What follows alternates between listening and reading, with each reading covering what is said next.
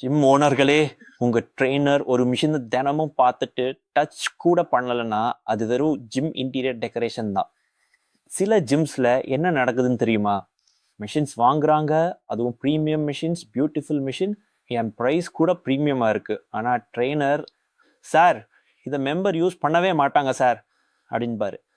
அதனால தான் எக்யூப்மெண்ட் வாங்குறதுக்கு முன்னாடி உங்கள் ட்ரெய்னர்ஸ் கிட்ட ஒரு கேள்வி கேளுங்க.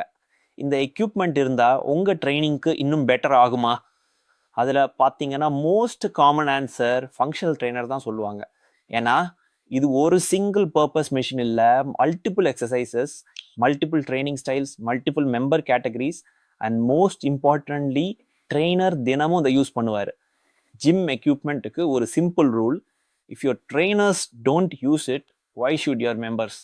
ஸோ நெக்ஸ்ட் டைம் எக்யூப்மெண்ட் வாங்கும்போது ப்ரௌச்சர் மட்டும் பார்க்காதீங்க, உங்கள் ட்ரெய்னர்ஸையும் கேளுங்க.